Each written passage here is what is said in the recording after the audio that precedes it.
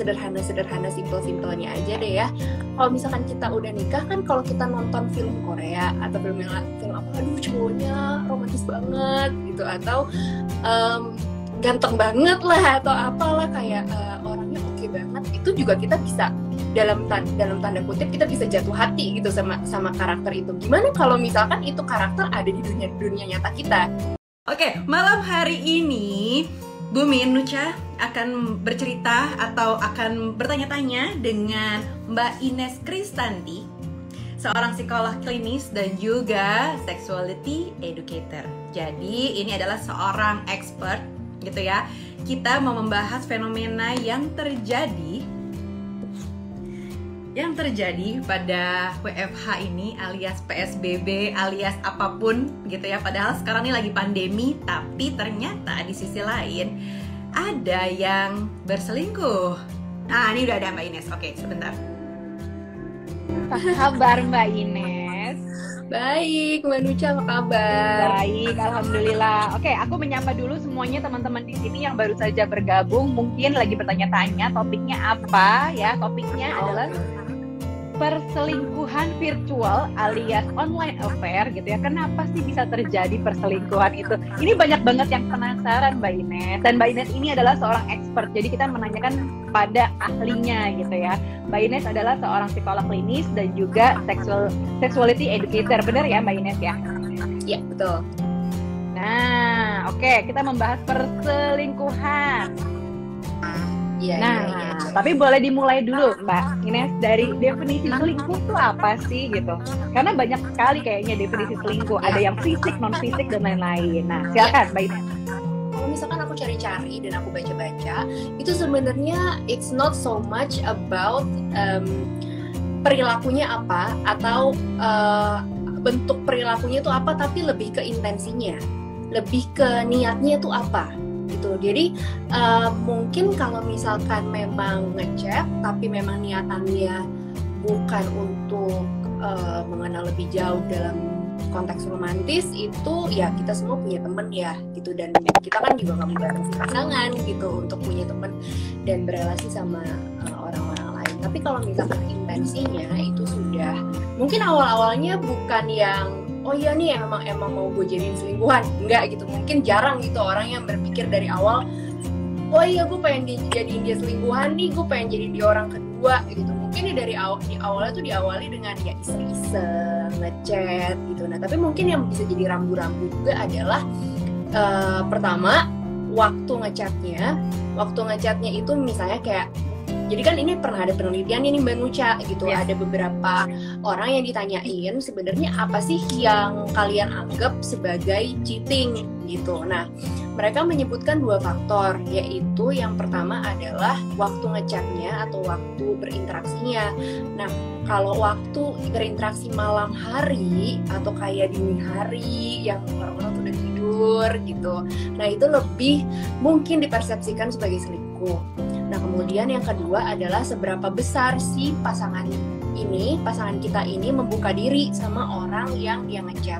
Kalau misalkan ngechatnya lebih ke hal-hal yang superficial, maksudnya lebih kayak nanyain kabar atau sekedar ada bercanda sedikit sana sini gitu, tapi memang nggak mendalam, nah itu mungkin lebih nggak dipersepsikan sebagai affair atau perselingkuhan. Tapi kalau misalkan memang konteksnya itu udah curhat mendalam, sharing rahasia, curhat yang biasanya juga kadang-kadang terjadi, curhat tentang pasangannya sendiri. Jadi kayak kehidupan dapur rumah tangganya itu tuh akhirnya diceritain sama orang ini, ya akhirnya jadi dekat dan segala macam. Nah itu bisa akhirnya dipersepsikan sebagai awal dari perselingkuhan gitu sih sebenarnya. Oke. Sebenarnya faktor perselingkuhan atau kita atau pasangan bisa selingkuh itu karena apa Mbak? Faktor-faktornya ya, jadi apa sih yang bisa bikin kita selingkuh? Banyak faktor-faktornya, mungkin setiap pasangan itu juga berbeda-beda. Ada orang yang berpikiran bahwa kalau misalkan selingkuh itu berarti pasti ada masalah di dalam hubungannya. Nah itu mungkin memang ada yang seperti itu, tapi belum tentu juga gitu. Ada kok orang-orang yang akhirnya memulai affair walaupun sebenarnya kalau ditanya cinta nggak sama istrinya atau cinta nggak sama suaminya, cinta banget, sayang banget, aku tuh nggak mau kehilangan mereka, apalagi aku punya anak, aku sayang banget sama keluarga aku gitu. Tapi memang aku menemukan sesuatu yang beda nih dari orang ini gitu, yang maksudnya selingkuhannya beda banget dia orangnya sama istriku, dan aku dapat sesuatu yang memang benar-benar berbeda, dan aku jadi orang yang mungkin juga rasanya berbeda kalau misalkan sama dia. Jadi dalam artian dia merasakan kayak dia punya pengalaman yang berbeda nih dengan dua orang ini. Yang satu adalah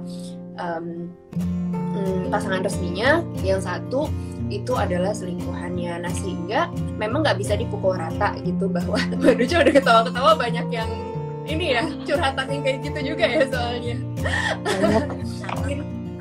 Jadi memang nggak selalu memang ada sesuatu masalah di dalam hubungan, walaupun memang terkadang itu diawali juga dengan adanya ketidakpuasan di dalam hubungan gitu. Jadi ya seperti yang tadi aku bilang juga Mbak Nuca, kadang-kadang itu diawali juga dengan curhat gitu. Jadi di awalnya pengen cerita gitu, terus ada orang yang yang sangat perhatian, atentif, demen deh gitu. Jadi akhirnya lebih senang dekat sama orang ini dan segala macam. Tapi memang artinya di dalam beberapa konteks itu beda-beda ya. Si suaminya ini adalah tokoh yang sebenarnya dia tuh happily married dengan pasangannya dan dia happy dengan keluarganya, tapi kenapa seorang family man ini bisa berselingkuh gitu? Maksudnya kita ngelihat kan dia kayaknya senang-senang aja sama suaminya, sama istrinya, sama anaknya gitu, dia bahagia, tapi kenapa selingkuh?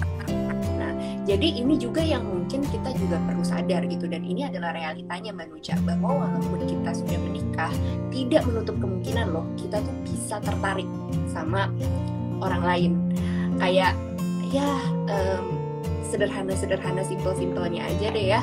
Kalau misalkan kita udah nikah kan, kalau kita nonton film Korea atau film apa, aduh cowoknya romantis banget gitu, atau ganteng banget lah, atau apalah kayak orangnya oke banget, itu juga kita bisa dalam tanda kutip kita bisa jatuh hati gitu sama karakter itu. Gimana kalau misalkan itu karakter ada di dunia nyata kita gitu. Kebayang gak sih? Kalau ada yang kayak kalau waktu itu Chloe Kapten Ri ya atau siapa gitu. Kapten Ri. Iya, kebayang nggak sih kalau misalkan sosok dia itu ada gitu di dunia nyata kita, yang orang yang mirip dia gitu. Nah, itu sebagai contoh aja betapa bahwa walaupun kita sudah statusnya menikah, kita nggak secara biologis, secara kita punya sistem ketertarikan sama orang tuh gak mati gitu. Jadi kemungkinan memang ada kita jadi tertarik up to some degree gitu. Sekedar kita ya orangnya ganteng ya, orangnya manis juga ya, orangnya cute juga ya gitu. Nah, itulah yang membuat kita menjadi semakin penting gitu untuk pada akhirnya lebih sering berefleksi diri dan juga melatih keterbukaan dengan pasangan. Artinya gini, salah satunya yang indikator atau hal yang seringkali diungkapkan oleh pasangan-pasangan yang mengalami perselingkuhan, baik dari yang selingkuh ataupun yang diselingkuhi, adalah merasa bahwa mereka terselingkuhi ketika ada interaksi yang ditutup-tutupi antara pasangan dengan orang lain dari mereka. Artinya nggak terbuka gitu loh. Jadi mereka ngechat tapi saya nggak tahu orangnya itu siapa, atau mereka punya relasi yang lebih mendalam dan saya nggak tahu. Nah, itulah pentingnya kenapa kita juga bisa melatih keterbukaan dengan pasangan. Misalnya nih, kayak setiap minggu gitu, ambil satu hari gitu untuk misalkan setiap hari Jumat atau setiap hari Sabtu gitu, untuk saling sharing, saling cerita tentang dengan pasangan terkait evaluasi hubungan. Nggak harus terkait selingkuhan atau saya tertarik sama siapa gitu, tapi ini hal general yang bisa mencakup itu juga. Kayak misalkan udah punya anak gitu, tentang selama seminggu ini apa aja sih yang terjadi dan apa sih yang mau disampaikan ke satu sama lain, apresiasi juga, atau ada nggak isu-isu yang memang mau diangkat atau dibicarakan. Nah, terkait isu ketertarikan dengan orang lain itu bisa menjadi salah satu topik di saat kita diskusi seperti ini dengan pasangan. Intinya hal-hal yang seperti itu bisa kita bicarakan sehingga transparan, dan apapun tantangan di dalam hubungannya itu bisa didiskusikan berdua sebelum ada hal-hal yang tidak diinginkan terjadi.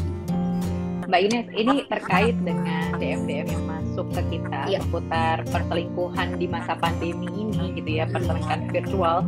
Ada seorang ibu yang kirim email ke kita, kirim DM ke kita menceritakan bahwa rumah tangganya ini lagi gonjang-ganjing karena beberapa bulan terakhir ini ternyata dia menemukan video dan foto syur dari rekan kerja suaminya. Awalnya cuma curhat, tanya kerjaan dan lain-lain, sampai akhirnya kirim-kiriman video dan foto tersebut gitu. Jadi pengen tahu juga tanggapan dari Mbak Ines gitu. Kalau misalnya menghadapi kasus yang seperti ini gimana? Kalau misalnya ini terjadi dengan pasangan kita menemukan barbuk gitu ya, barang bukti, apa yang kita harus lakukan atau kita tuh harus bereaksi seperti apa sih? Oke. Bisa dipahami bahwa situasi itu mengagetkan dan juga sulit ya buat kita yang menghadapi atau kita yang menemukan, dan mungkin insting pertama kita adalah pengen konfront dan juga akhirnya pengen memonitor. Nah itu biasanya insting yang muncul adalah seperti itu, karena dia menutupi sesuatu dari saya, makanya saya perlu monitor, saya perlu lihat sosial medianya, saya perlu tanyain dia bener-bener, kalau bisa saya lihat WhatsApp-nya deh gitu. Ada mungkin yang berpikirnya tuh seperti itu, instingnya tuh seperti itu. Nah, tetapi kita juga lihat nih, Banuca, hasil penelitiannya gitu, apakah memang benar perilaku seperti itu tuh membantu atau enggak gitu. Justru ketika menghadapi perselingkuhannya pasangan atau affair atau online affair lah gitu, hasilnya itu ternyata dari ketika memang kita memonitor, kita akhirnya sampai ngeliatin sosial medianya, ibaratnya kita masuk ke dalam ranah privasinya pasangan lah, itu lebih banyak tidak membantunya daripada membantu gitu. Jadi karena itu bisa menambah isu lagi di dalam hubungan, itu isu kepercayaan. Jadi ya memang pada dasarnya betul gitu, kita kan memang berhubungan punya privacy gitu, kita tidak sepantasnya sebenarnya untuk minta password ke pasangan atau ngelihat snooping kayak gitu tuh nggak disarankan memang di dalam hubungan gitu. Nah, tetapi kan pertanyaan yang sering masuk adalah, gimana kalau misalkan pasangan saya selingkuh, Mbak? Gitu kan udah ketahuan kalau misalkan dia selingkuh, masa saya diem aja, saya tidak mencari tahu dan segala macam. Bukan berarti kita diem aja, kita melakukan sesuatu, tapi itu tetap menghormati privasinya pasangan, karena kalau misalkan enggak, itu mungkin dampaknya nambah masalah baru lagi ke dalam hubungan. Nah, caranya tuh gimana? Nah, mungkin kita bisa get to the bottom of it juga sih, kayak membicarakan juga ketika memang kita sudah tenang, itu membicarakan kepada pasangan sebenarnya apa sih yang terjadi gitu. Oke, sudah terjadi affair, misalnya pertukaran atau foto-foto intim dan segala macam. Oke, sudah terjadi gitu. Kalau dari sisi pasangan itu melihatnya itu seperti apa gitu, apakah kita tahu gitu, misalkan itu kita tahu itu menyakiti kita dan itu kita melihat sebagai bentuk ketidaksetiaan gitu, tapi dari sisi pasangannya bagaimana gitu. Dari sisi pasangannya bagaimana, dan juga apa yang membuat dia melakukan seperti itu, dibicarakan secara memang terbuka dan kepala dingin. Memang nggak gampang ya Mbak Nuca ya, karena apalagi nggak gampang pasti, nggak gampang apalagi lagi kaget dan segala macam itu. Dan kalau misalkan memang kita merasa kita nggak bisa lakukan sendiri, nggak apa-apa, kita coba cari bantuan pertolongan dari profesional, dari psikolog misalnya, supaya mungkin bisa dimediasi gitu pembicaraan yang tidak mudah ini dengan pasangan. Kalau misalkan memang dicoba sendiri mentok nih, saya nggak tahu gimana, tapi saya mau nih supaya masalah ini terselesaikan di dalam pasangan saya, is okay untuk cari bantuan profesional juga kok. Oke, ya. Mbak Ines, ini terakhir, boleh kasih tips nggak Mbak? Ini buat dua pihak ya, buat dua pihak. Satu, buat yang menjadi korban diselingkuhin, aku minta tipsnya gimana caranya mengembalikan kepercayaan yang pernah diselingkuhin, gitu ya. Kedua, kalau belum pernah diselingkuhin, bagaimana caranya supaya kita punya hubungan yang baik dengan pasangan dan menghindari dari yang namanya perselingkuhan. Oke, untuk yang pertama dulu, kalau misalkan memang sudah pernah terjadi nih perselingkuhannya, nah itu aku bilang juga gitu, bahwa kita kenalin kapasitas kita dalam menyelesaikan ini. Memang mungkin pertama-tama itu dibicarakan dulu dengan pasangan ya, tapi kalau misalkan tadi kita udah bahas juga, kalau misalkan nggak bisa ya udah kita cari mental health profesional gitu untuk bisa membangun trustnya lagi. Dan juga ya kalau misalkan memang ini terjadi yang kayak pikiran-pikiran teringat masa lalu dan segala macam, misalnya nih kita ingat-ingat kapan sih itu munculnya gitu, apakah memang ketika kita berada sama pasangan, atau justru ketika tadi aku bilang kadang-kadang tuh justru ketika pasangan nggak ada depan mata kita, jadi kita ngerasa nggak aman. Nah itu juga bisa terjadi karena mungkin pikiran kita itu kan bisa lari-lari kemana-mana kalau misalkan kita lagi nggak ngerjain sesuatu. Kayak mungkin ibaratnya kayak kata-kata kasarnya orang tuh nggak ada kerjaan gitu. Jadi kita mungkin bisa bantu juga diri kita untuk melakukan aktivitas-aktivitas yang membuat kita passionate, yang akhirnya membuat kita ada fokus yang baru gitu loh, nggak cuma mikirin masalah itu aja. Bukan berarti kita lupain masalahnya, itu memang kita perlu menyelesaikan itu, dan itu progres yang perlu dijalanin pelan-pelan, teman-teman mesti sabar, memang mesti sabar kalau misalkan isu ini. Tapi kita nggak bisa hidup di dalam lingkaran itu aja. Nah kalau misalkan belum yang mengalami, mungkin bisa coba itu gitu. Jadi dengan pasangan kita punya jadwal tertentu gitu untuk evaluasi hubungan, dan kita bisa buka hal-hal yang memang kita rasa perlu untuk dibicarakan dan bisa menjadi isu nih atau potensial problem di dalam hubungannya, sehingga kita pasangannya tuh nggak kaget gitu loh. Jadi kok lebih enak kan kalau dikasih tahu daripada tiba-tiba nggak niat lihat misalkan handphonenya, terus tiba-tiba ada chat dari orang yang sebenarnya misalkan ada orang yang deketin kita atau apa segala macam gitu kan, mungkin itu bakal jadi lebih mengagetkan dan muncul banyak pertanyaan justru. Tapi kalau misalkan dari mulut kita keluarin, kita jujur, jadi tuh buat pasangan juga beda penerimaannya gitu. Banyak banget loh pertanyaan, tapi kayak bisa sampai besok sih, banyak banget. Nanti kita bikin komennya juga kayak banyak banget. Nih yang pertanyaan di dalam kolom komen aja, yang di dalam question box ini belum terjawab semuanya, tapi kayaknya waktu sangat terbatas. Jadi mungkin kapan-kapan kita buat lagi edisi perselingkuhan. Iya mungkin kayak 2.0-nya nih kayaknya memang kalau urusan selingkuhan emang panjang. Banyak pertanyaan, tadi aku juga ngeliatin nggak habis-habis ini orang komen juga yang bisa aku lihat ya. Aku nggak tahu kalau dari question box.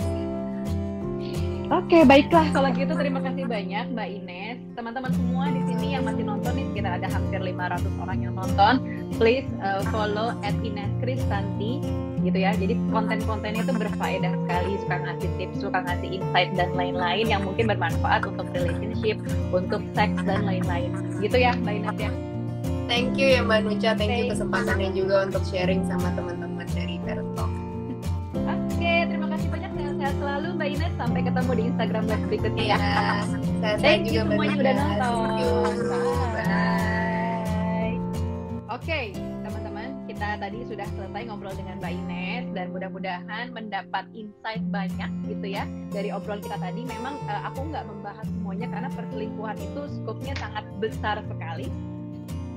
Nggak akan cukup cuma dibahas 30 menitan, dan pertanyaan yang masuk banyak banget, aku memahami, dan kebanyakan, maaf kali ini bukannya aku subjektif, tapi yang DM untuk pertanyaan banyak sekali perempuan yang curhat gitu, jadi seorang istri yang curhat. So kita angkat isu ini yang sangat sensitif, mudah-mudahan bisa diterima secara objektif, karena ini benar-benar pernikahan itu untuk keduanya